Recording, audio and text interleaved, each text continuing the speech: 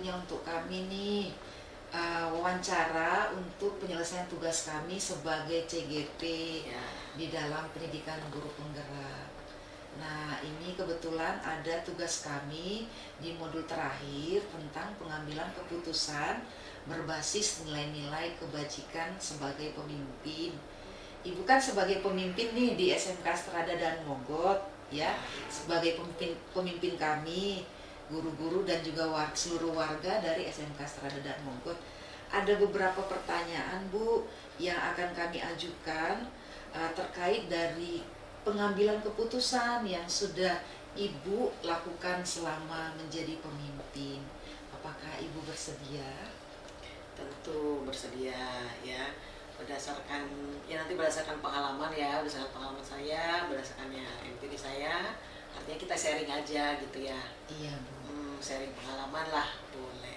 Iya, betul, Bu. Jadi seperti yang sudah Ibu lakukan selama ini, pengalaman-pengalaman, tentunya ada banyak hal yang menentukan pilihan tersebut berdasarkan nilai-nilai kebajikan universal, ya Bu ya. Baiklah Bu, akan kita lanjutkan. Ya. Berikut ada beberapa pertanyaan yang akan kami ajukan. Yang pertama adalah, Ibu selama ini kan sudah mengalami kasus-kasus yang merupakan dilema etika ataupun bujukan moral ya Bu ya. Nah, bagaimana kira-kira Ibu bisa mengidentifikasi apakah kasus tersebut bisa dikategorikan sebagai dilema etika ataupun bujukan moral, Bu?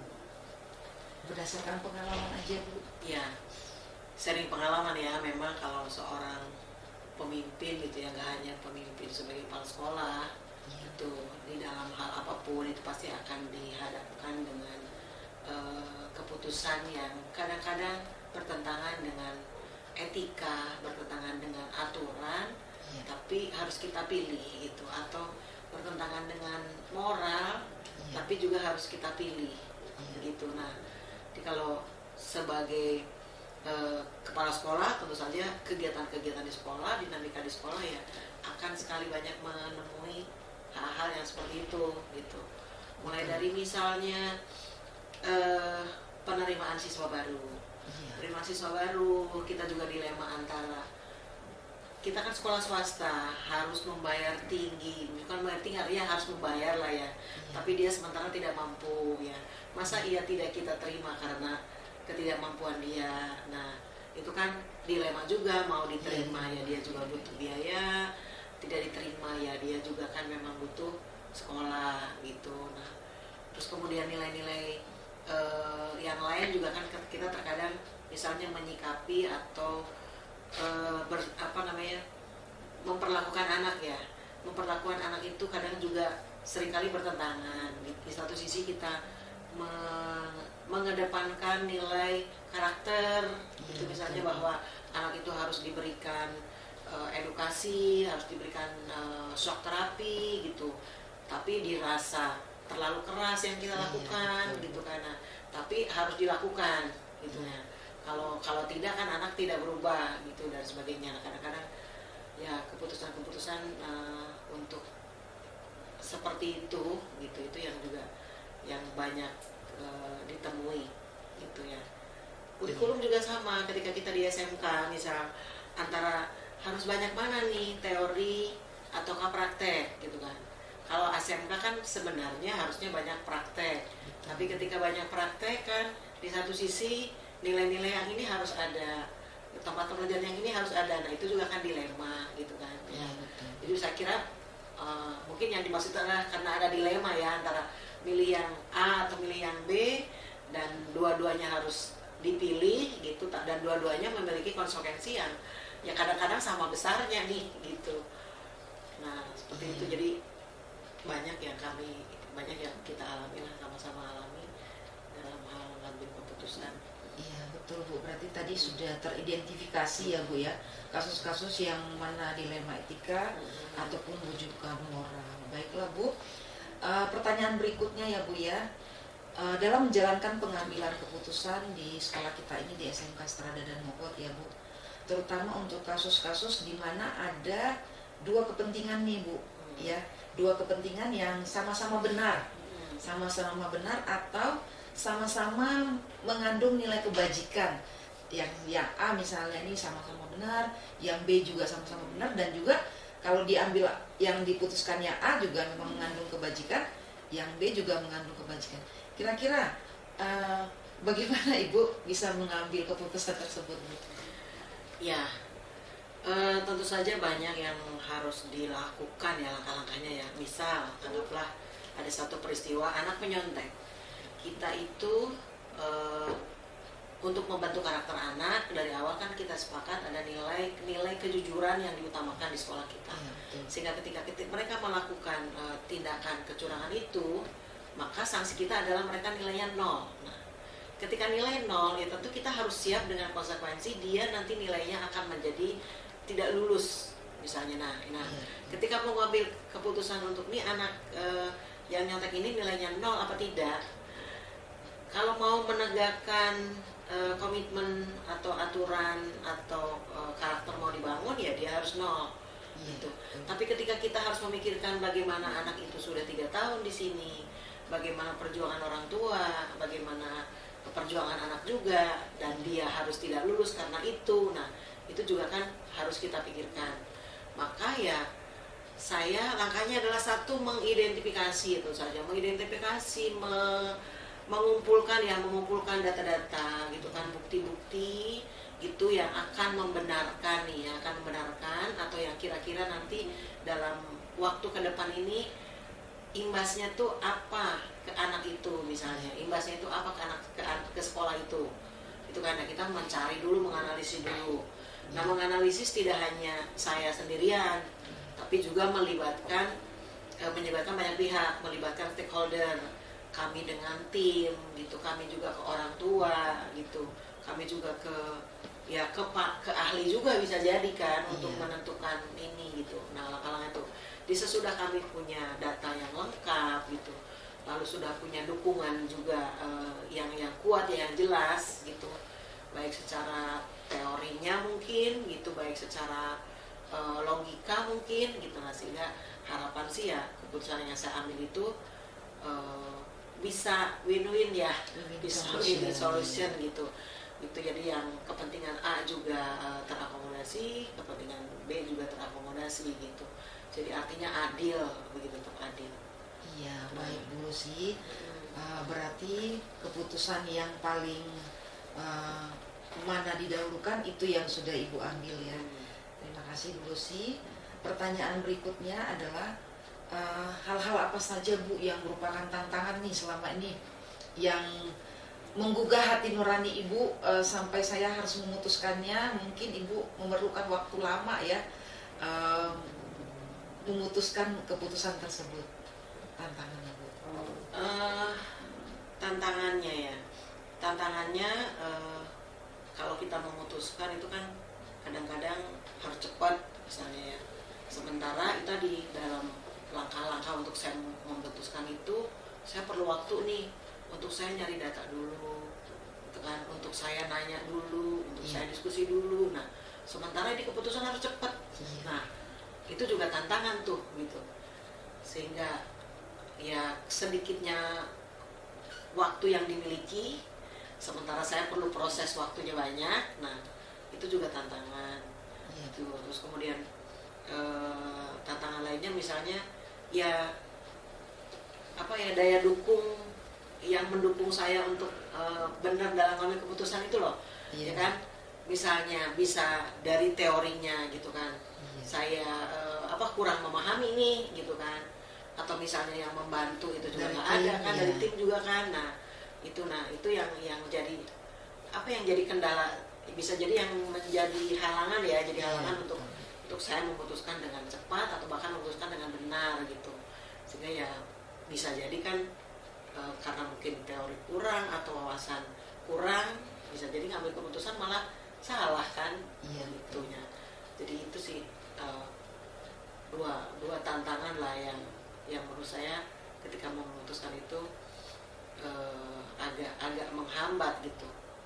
Iya, apakah ada contoh yang bisa diberikan kepada kami Bu? Ya, misalnya balik ke contoh yang nyontek tadi ya. anak itu nyontek gitu, lalu harus dikasih nilai 0.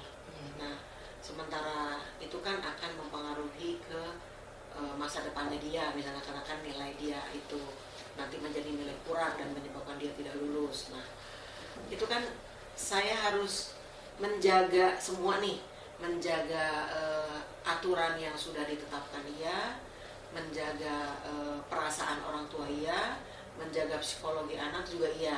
Nah, itu kan, nah banyak yang harus dipertimbangkan, sehingga kan saya harus bicara banyak juga dengan tim iya, dengan orang tua iya, lalu saya juga harus nyari misalnya ketentuan-ketentuan atau hukum-hukum ya, hukum-hukum yang kaitannya dengan ini nih gitu kan, SOP lah atau apalah. Nah itu kan butuh waktu kan gitu.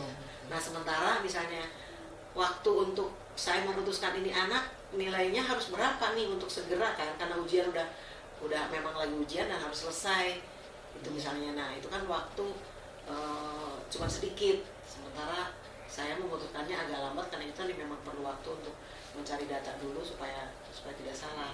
Nah itu contoh konkret yang memang karena dari ujian ini kan kita alami ya. Kita alami. Nah sehingga ketika kita akhirnya udah menemukan panduan kita misalnya buku tata tertib gitu kan, lalu kita sudah komunikasi dengan orang tua itu ya akhirnya bisa diputuskan. Iya, terima kasih Bu. Pertanyaan berikutnya, dalam menyelesaikan keputusan itu kan biasanya nggak langsung kita putuskan hari itu. Apakah Ibu punya ada jadwal tertentu atau tata kala dalam menyelesaikan sebuah kasus, misalnya di kasus tadi dilema etika, apakah pada saat itu juga membuat waktu khusus untuk penyelesaiannya? Ya, saya kira namanya juga pengambil keputusan, apalagi keputusannya itu ada dilema di dalamnya, pasti membutuhkan waktu. Pasti buat saya sih, saya harus ada waktu. Bahkan waktu khusus untuk benar-benar saya merenung, berefleksi dulu gitu, bahkan berdoa dulu gitu, supaya saya bisa memutuskan yang benar. Nah itu kan saya perlu waktu, sehingga tidak bisa memutuskan langsung gitu saat itu juga gitu. Nah maka ya tadi tergantung kasusnya. Kalau kasusnya yang memang dilemanya tadi itu besar, lalu menyangkut kepentingan yang lebih besar dan menyangkut kepentingan yang lebih banyak, ya tentu saja saya perlu waktu dan akan ada jadwal-jadwal tertentu, nggak bisa langsung hari itu juga gitu, karena takutnya udah diputuskan, ketahuinya ketika membaca ini, oh ternyata saya kurang tepat nih, ketika diskusi dengan ini ternyata kurang tepat nih, takutnya seperti itu. Takutnya tidak melalui prosedur yang sudah ada ya Bu ya. Baiklah Bu, jadi ternyata bisa menjawab semua pertanyaan kami sesuai dengan yang ada di tugas kami, bahwa identifikasi juga sudah ada, prosedurnya juga ada, terus juga ada teman-teman ataupun faktor-faktor yang membantu Ibu ya dalam pengambilan keputusannya. Yang terakhir nih Bu, dari semua yang sudah Ibu sampaikan, kira-kira pembelajaran apa nih Bu yang bisa Ibu ambil dari pengalaman Ibu dalam mengambil keputusan dilema etika tadi Bu? Iya, yang bisa saya ambil dari semua pengalaman itu, ternyata ketentuan itu harus ada, ketentuan atau aturan itu harus ada gitu. Tata tertib atau undang-undangnya lah gitu.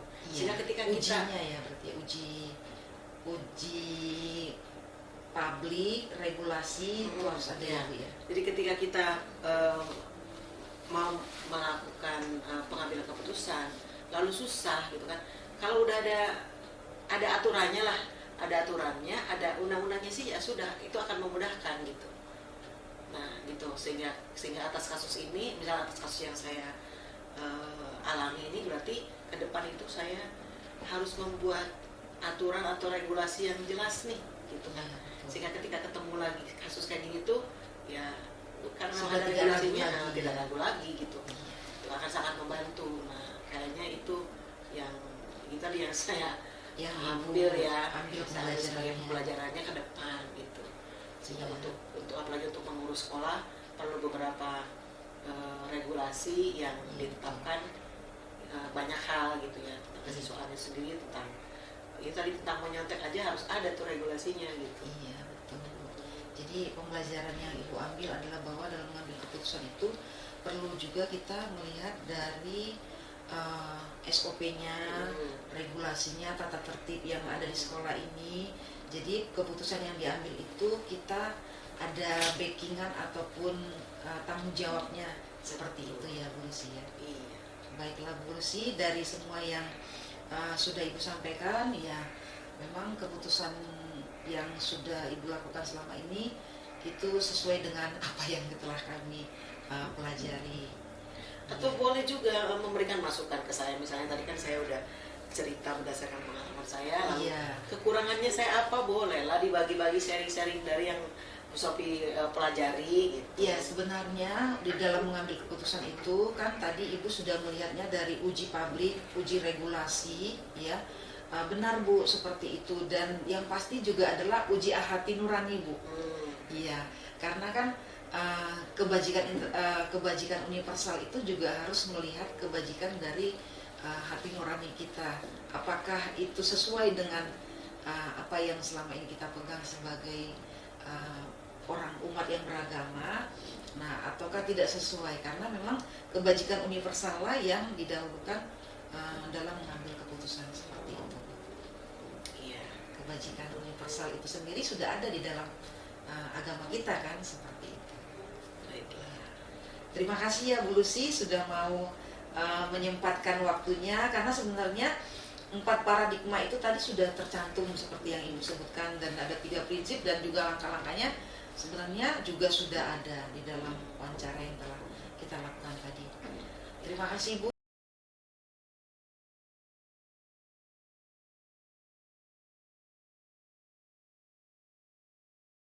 Mulai.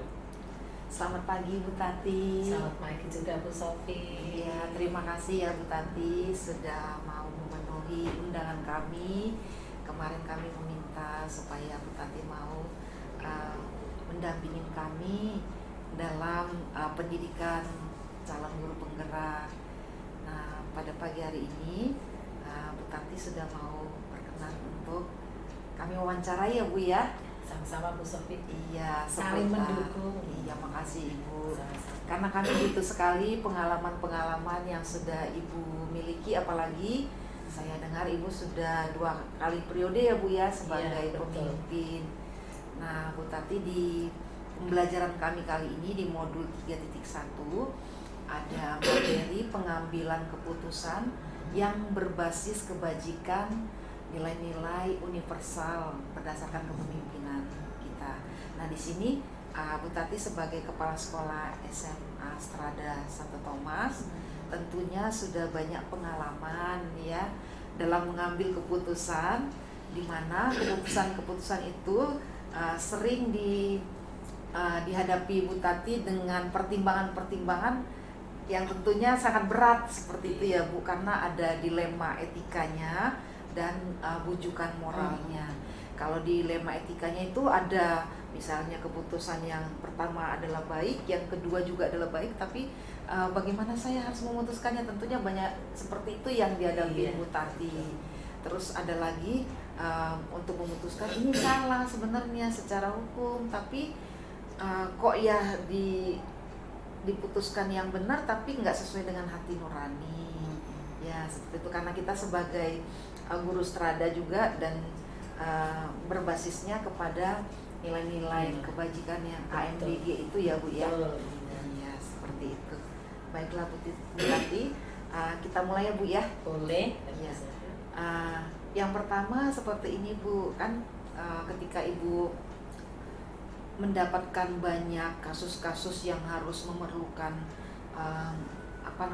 pengambilan keputusan dengan cepat ya, kira-kira Ibu bisa nggak waktu itu ya langsung mengidentifikasi kasus ini termasuk pada dilema sebenarnya menurut saya, atau oh ini karena moral sebenarnya saya harus memutuskannya, seperti itu, gimana Bu? Ya, kalau kembali ke moral itu memang sesuatu yang berat ya Bu Sofia, karena ini kan bukan hanya untuk kita, tetapi kan untuk yang lain juga. Apalagi kita di dalam pendidikan ya, dunia pendidikan, mendampingi anak-anak yang sudah dipercayakan oleh orang tua kepada kita. Ya, ini menjadi tantangan bagi saya untuk bisa memutuskan mana sih yang terbaik, utamanya adalah untuk anak-anak. Tetapi kita juga tidak mengesampingkan Bapak Ibu. Nah, misalnya saya ambil contoh, karena kan kita berada di naungan perkumpulan Strada, tentu saja kita juga harus taat kepada pimpinan kita, Romo Direktur. Dan tentu saja ada kalanya di saat-saat sekolah lagi banyak pekerjaan, jam mengajarnya penuh, harus ada tugas yang harus dijalankan oleh salah satu guru kami untuk melaksanakan tugasnya Romo Direktur. Nah, saya sebenarnya ya harus bisa menentukan berangkat atau tidak. Tetapi karena ini adalah memang sudah diputuskan oleh Romo Direktur, bagaimana saya harus bisa melihat, kemudian mencari jalan atau mencari solusi yang terbaik untuk Bapak Ibu dan untuk anak-anak. Misalnya beberapa waktu yang lalu ada salah satu guru kami mendapatkan tugas menjadi lektor pada misa harian. Padahal dia jamnya penuh 8 jam satu hari itu. Saya sampaikan, baiknya gimana ya Bu ya? Salah satu guru itu bertanya seperti itu. Terus saya sampaikan, ayo kita cari cara supaya anak tidak dirugikan, tetapi ibu tetap menjalankan tugas ke kantor Strada Pusat untuk menjadi lektor bisa. Akhirnya saya sampaikan ibu, kalau bisa ditukar jamnya dengan guru mata pelajaran lain sehingga anak tidak merasa dirugikan. Akhirnya cek jadwal, akhirnya ketemu, dan satu hari itu ibu itu bisa melaksanakan tugas di KSP dengan tenang dan anak tetap belajar tidak ditinggalkan. Akhirnya ya guru melaksanakan dan anak tetap belajar. Akhirnya yang didapat adalah sama-sama baik, ya sama-sama baik. Gitu. Memang ya tidak mudah sih Bu Sofi ya, karena kan kalau nyocokin jadwal, apalagi jam ngajarnya padat, itu kan susah Bu Sofi ya. Gitu. Iya benar sekali Ibu. Jadi Ibu sudah bisa ya melihat bahwa keputusan-keputusan itu memang harus mendapatkan solusi yang terbaik, iya, ya. Dan ada penyelesaiannya, jadi iya, solusi ya. Iya betul.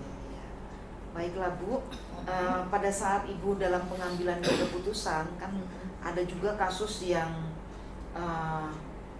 misalnya ada dua kepentingan yang sama-sama benar. Sebenarnya tadi sudah dijelaskan itu ya Bu ya, dan mengandung nilai kebajikan, itu juga tadi sudah diputuskan. Ada lagi nggak Bu yang misalnya itu menyangkut dengan hati nurani seperti itu? Oh Iya. iya. Ada Bu Sofi. Misalnya sekarang kan lagi selesai USP ya. Iya betul. Iya. Pasti akan ada anak yang berusaha untuk nyontek, Iya betul. ya kan? Iya, betul. Iya. Apakah itu di SMA, apakah itu di SMK, ataukah di yang lain, pasti ada kan anak itu berusaha untuk mencari. Karena apa? Karena anak tidak percaya diri Iya, akan betul. usaha ya Iya.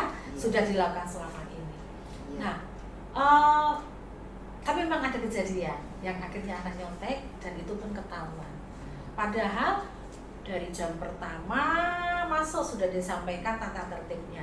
Jam kedua masuk sudah disampaikan. Sebelum-sebelumnya pada saat upacara, pada saat perwalian sudah disampaikan tata tertibnya. Kalau menyontek adalah hasilnya seperti ini. Iya. Itu. Nah, tetapi karena anak itu melanggar, tetap kita harus ada sanksi. Karena kan kita berpegang pada aturan bahwa kalau melakukan kesalahan itu akan mendapatkan sanksi. Bukan kita kaku, tetapi untuk melatih anak berlaku jujur. Jujur. Nah, dikatakan itu bahwa nilainya 0. Dikatakan nilainya 0. Tetapi memang saya pribadi atau Bu Sofi pun akan merasakan kalau anaknya dapat 0 bagaimana? Itu pasti tidak akan lulus kan? Itu. Tetapi karena aturan seperti itu, mau tidak mau tetap kita sampaikan kepada anak apa sanksinya ya jika melakukan kecurangan. Tetap waktu itu kita sampaikan bahwa hasilnya adalah ini. Kemudian apa sih yang kita lakukan? Kita panggil orang tuanya. Kita panggil orang tuanya. Tapi sebelumnya anak sudah diajak komunikasi. Tentu saja anak sudah dicari tahu kenapa sih kok mencontek. Dan yang pasti anak diminta untuk refleksi. Setelah itu besok panggilan orang tua. Panggilan orang tua menyampaikan ini loh yang dilakukan oleh anak, melanggar aturan, melanggar tata tertib selama ujian. Nah itu. Nah kita sampaikan bahwa kalau nyontek adalah seperti ini. Tapi kembali kepada kita ya. Saya juga nggak tega. Tetap ya secara manusiawi kita kan dunia pendidikan. Dunia pendidikan bukan kalau dia nyontek langsung nggak naik. Bukan seperti, tapi bagaimana mengembalikan anak supaya dia kembali berlaku jujur, menyesali apa yang sudah dia lakukan dan tidak akan mengulang kembali. Apakah tidak mengulang kembali di sini atau ke jenjang yang lebih tinggi. Nah, setelah itu sebagai bukan hukuman sih, lebih kepada supaya dia bisa lebih berbuat baik lagi dan lebih kepada bahwa kita itu ada di bidang pendidikan, maka anak tetap diberi ulangan susulan atau perbaikan supaya harapannya dia tidak akan melakukan perbuatan lagi dan dia akan mendapatkan nilai. Tetapi awalnya tetap bahwa dikatakan kamu salah, sudah melanggar aturan, sanksinya adalah seperti ini. Tetapi ya kembali lagi kita dunia pendidikan. Harapannya akan berubah menjadi lebih baik. Sedih kalau ada anak seperti itu kok rasanya kita nggak berhasil ya. Betul. Luar biasa sekali ya Bu ya. Iya benar-benar amazing Bu, karena tadi kasus yang terakhir yang menyontek itu benar-benar mengandung nilai-nilai kebajikan Bu. Jadi Ibu sudah mengambil keputusan yang tepat juga dan juga tidak merugikan juga yang pertimbangan yang pertama tadi tentang regulasi, tentang aturannya ya Bu. Dan juga di situ tadi ada prosedurnya ya Bu ya. Betul. Ada prosedurnya. Yang pertama tadi anak dipanggil dulu ya Bu. Kan ada kesiswaan, ada panitianya, ada guru BK. Betul. Jadi kita kan kerja tim. Nah, jadi tim. tetap dibagi-bagi siapa sih yang manggil duluan. Kemudian nanti siapa yang manggil anak, siapa yang manggil orang tua, kemudian siapa nanti akan memberikan tugasnya kembali itu. Jadi karena kerja tim, jadi kita lebih hasilnya nanti harapannya kan jauh lebih baik. Gitu. Luar biasa sekali Bu. Jadi prosedurnya juga ada dan juga keputusan yang diambil juga benar-benar memihak kepada siswa ya Bu. Dan ada tempat di mana siswa juga harus berefleksi seperti itu, karena memang di pendidikan yang kami jalanin bahwa anak diutamakan dan juga harus ada namanya refleksi. Betul. Luar biasa sekali Ibu.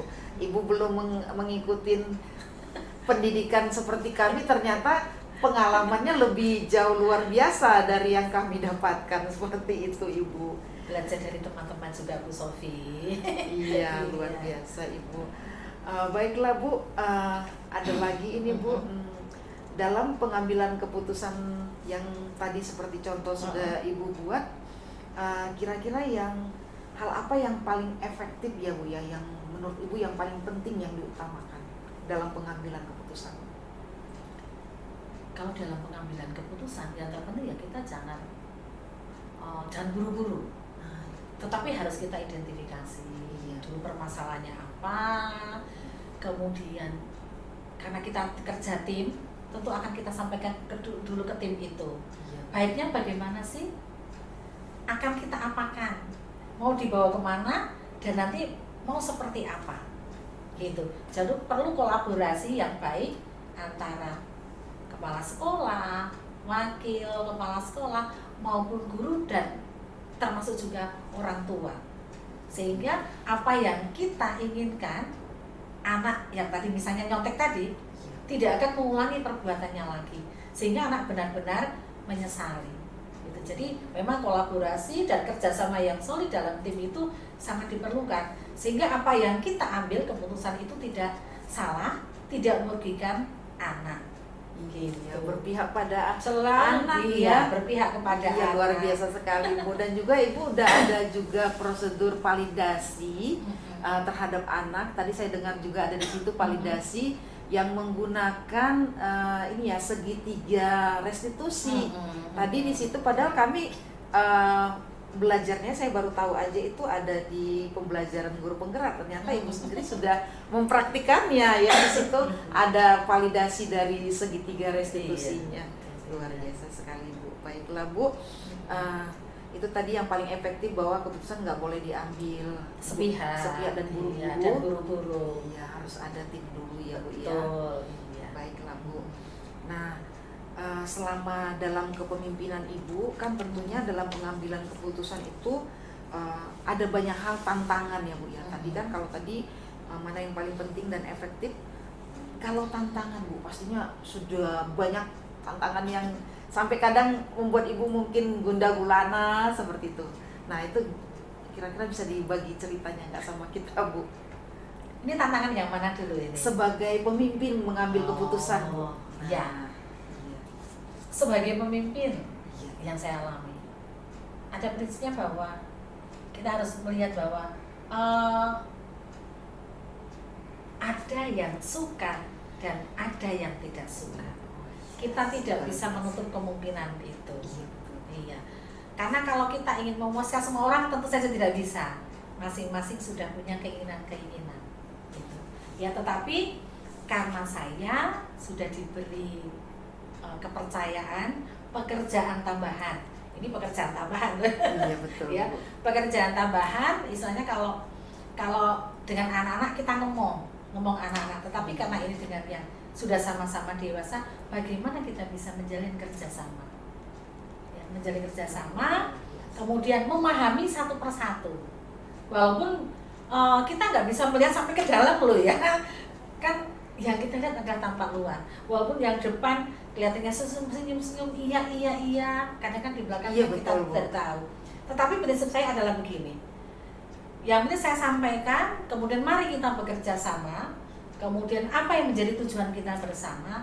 Apa tujuan kita datang ke sini? Kan mau membawa anak-anak kan, membawa anak-anak sampai kepada prestasi yang maksimal. Bukan hanya sekedar prestasi akademik, tapi juga karakter, ya kan? Tapi juga karakter, karena kan membentuk karakter itu kan paling susah, karena mereka sudah terbentuk dari rumah mereka masing-masing. Nah, saya hanya itu saja. Kalau namanya kendala dimanapun itu tetap ada kendala. Tapi dengan kita menyampaikan seperti itu ya, harapannya bahwa kita bisa berjalan bersama-sama, membawa anak itu kepada tujuan yang ingin kita capai. Luar biasa sekali Ibu. Jadi tantangannya itu adalah kepada personilnya sendiri saja bisa ya Bu personil, ya. bisa lingkungan juga Bu Sofi, juga, bisa orang tua juga Bu Sofi. Oh iya. Luar biasa Kan sekali. ada orang tua yang maunya begini, tapi kan semua punya aturan toh. Iya, Gitu. Iya, Ibu saya jadi langsung bayangkan seperti Ibu Bunda Maria ya, yang lebih mengedepankan nilai-nilai kebajikan ya Bu ya. Benar sekali Ibu. Memang kita harus bercermin, kita harus selalu bermuara ke Bunda Maria di Lastrada. Iya, ya kan? Saya langsung membayangkan Ibu jadi ibu filosofis dari Bapak Ki Antara itu. Aduh, terlalu. Iya, makanya saya bilang gitu. kok saya selama ini nggak pernah ya berkonsultasi sama Bu Tati. Iya, ternyata luar biasa sekali Ibu. Baiklah Bu, kita lanjutkan lagi ya Bu ya. Di dalam pengambilan keputusan itu kan kadang seperti tadi yang Ibu udah sebutkan ya, tidak boleh buru-buru, Betul. ya. Terus harus ada langkah-langkah prosedurnya. Betul. Dan juga yang pasti juga berdoa kali ya Bu Betul, ya. iya, kalau berdoa Iya. itu harus, karena Iya. itu kan jaminan hidup kita kan, dengan Iya. berdoa, memohon rahmat, memohon kebaikan. Iya betul Bu. Yang terbaik itu yang seperti apa? Berarti ada ininya Bu ya, ada Apa? jadwalnya atau ada tatanya seperti itu ya Bu ya, bahwa Ibu tidak langsung hanya memutuskan tapi terjadwal juga membuat keputusannya, meskipun nanti dibutuhkan dengan cepat seperti itu. Ada tata kalanya namanya Bu, jadwalnya seperti itu ya Bu ya. Iya, kalau jadwal itu kita tergantung dari apa sih permasalahannya Bu? Urgensitasnya. Iya, ya, Bu, ya. urgensitasnya. Kalau misalnya harus diputuskan, nggak mungkin kita udah jadwalnya seminggu lagi ya. Iya, iya. Ibaratnya kalau orang sakit keburu meninggal. Keburu meninggal, betul, Iya, betul. betul ya. Jadi kalau yang memang itu bisa, kita karena butuh tahapan, berarti itu terjadwal. Tetapi kalau itu mendadak, tiba-tiba mendesak harus diselesaikan, ya mau tidak mau kita selesaikan saat itu. Tapi tetap kita harus berkoordinasi, kita harus berkolaborasi dengan rekan kita. Jadi bukan karena saya kepala sekolah kemudian saya memutuskan 100%, tidak. Karena kita adalah kerja tim, keputusan adalah keputusan bersama. Iya. Oh, luar biasa sekali Ibu, saya jadi merinding nih. Di sini ada kebetulan patung Bunda Maria. Jadi benar-benar Ibu juga mengemban dari Harapannya seperti itu, tapi masih Iya. jauh banget Bu Sofi. enggak Ibu, Masih jauh sudah dekat banget. juga. Manusiawinya tuh masih besar Bu. Ya baiklah Bu, berarti semuanya sudah terjawab. Ada dua lagi nih Bu ya. Iya. Kira-kira adakah seseorang ya atau personil ataupun karyawan yang selama ini membantu Ibu atau mempermudah Ibu dalam mengambil keputusan yang susah misalnya seperti itu? Baik Bu Sofi, Iya. kembali kita tuh adalah tim. Iya. Ya, kembali kita adalah tim. Jadi semua itu membantu. Membantu yang terdekat adalah ketiga wakil saya, Pak Agus, Bu Lucy, dan Bu Eni. Karena itu yang pertama yang saya ajak berbincang-bincang. Kemudian Bapak Ibu guru, karyawan itu tetap mendukung semua upaya-upaya yang kita lakukan. Kalau memang perlu melibatkan semua, ya kita libatkan. Tetapi kalau tidak perlu melibatkan, ya cukup kita dengan struktural. Kemudian apakah ada yang lain? Ya tentu saja pimpinan kita. Kita kan punya pimpinan, toh, punya kepala cabang Pak Matias, Iya. kemudian ada pengawasnya Pak Tri, yang lebih atas lagi ada Romo Direktur. Nah itulah yang selalu menjadi pendamping, menjadi istilahnya apa ya? Seperti Yang nuntun kita lah, mendampingi, iya penuntunnya, menuntun iya. kita, membantu untuk memutuskan yang terbaik. Seandainya di unit tidak bisa, mau tidak mau kan kita harus ke cabang begitu. Luar biasa. Kan memang ada kalanya kasus-kasus yang memang tidak bisa diselesaikan di sekolah ya, di unit. Iya. Mau nggak mau kan kita harus konsultasi ke pimpinan kita. Iya. Begitu Bu Sofi. Luar biasa sekali koordinasinya. Berarti Ibu benar berkoordinasi dengan orang-orang yang berkepentingan ya Bu. Memang harus ya. begitu Bu, karena kan memang Iya. regulasinya kan seperti itu. Iya betul Bu. Iya. Iya. Gitu. Baiklah Bu, terakhir nih pertanyaan pamungkasnya nih Bu ya. Dari semua yang tadi telah kita bicarakan nih Bu ya. Ibu dari pengalaman Ibu mengambil keputusan tadi yang juga harus melibatkan para pemangku jabatan dan juga kepentingan. Nah, pengalaman apa kira-kira yang sangat mendalam bagi Ibu yang ibaratnya itu selama kepemimpinan saya sebagai Ibu sebagai kepala SMA Strada Santo Thomas tuh apa yang pengalaman yang melekat dalam hati Ibu sebagai pengambil keputusan seperti itu. Habis soalnya. Habis ya. Habis apanya?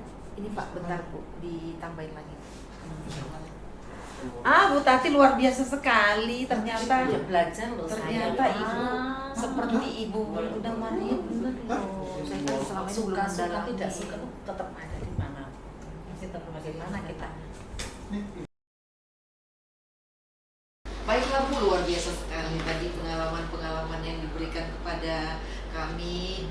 jadi belajar nih Bu ya, sebagai guru penggerak ya, kami sudah mengetahui ternyata banyak sekali nilai-nilai kebajikan yang Ibu buat dalam pengambilan keputusan sebagai pemimpin di SMA Strada Santo Thomas. Pertanyaan terakhir nih Bu, pamungkasnya nih Bu ya. Dari semua tadi yang telah Ibu sharingkan kepada kami, telah Ibu bagikan ya, kira-kira pengalaman apa yang paling mendalam tuh bagi Ibu tuh waktu membuat keputusan sebagai pemimpin di SMA Strada Santo Thomas ini? Pembelajaran apa kira-kira juga yang bisa Ibu dapat dari pengalaman tersebut?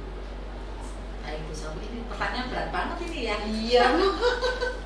Kita biar dapat sharingnya juga Bu. Iya. Mengambil keputusan itu kan tidak mudah. Untuk itu, mari kita gunakan hati kita. Kembali bahwa kita itu adalah lembaga pendidikan yang ingin membentuk anak cerdas secara akademik dan tentu saja berkarakter. Maka kita gunakan dengan hati. Kecuali kalau kita tukang panggul, berarti kan kita menggunakan otot kita. Karena itu kita berada di lembaga pendidikan itu. Kemudian yang kedua, yang pasti bahwa kita tetap menjalin kerjasama yang baik bersama rekan-rekan kita, supaya apa yang menjadi tujuan kita, seperti yang tadi saya sebutkan, itu akan terwujud. Sehingga juga Bapak Ibu guru itu bisa bekerja dengan nyaman. Kalau Bapak Ibu guru itu nyaman, apapun yang kita lakukan, apapun yang ingin kita sampaikan, kita ajak, maka Bapak Ibu itu dengan senang hati akan melaksanakan, tanpa akan ada merasa bahwa saya dipaksa, tetapi dengan sukacita, dengan gembira, bersama-sama melaksanakan. Tapi memang tidak mudah.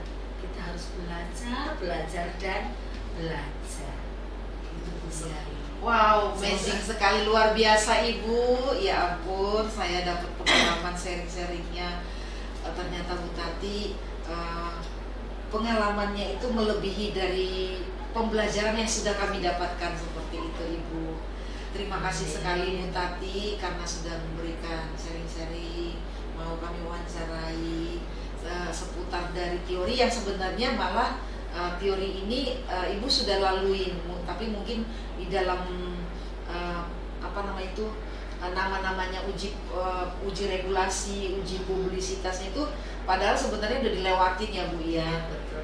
Iya, jadi kami sangat berterima kasih Bu Tati sudah mau mendampingin kami para guru penggerak dan mau meluangkan waktunya. Terima kasih. Selamat pagi ya Bu Tati ya. Sama-sama Bu Sofi. Makasih Sukses buat Bu Sofi. Iya, menjadi amin. penggerak yang juga menjadi teladan bagi guru-guru di perkumpulan Strada. Amin Ibu, amin. Makasih Sukses ya Bu ya. Sama-sama Bu Sofi. Makasih Bu Tati. Selamat pagi. Pagi Bu. AMDG. AMDG.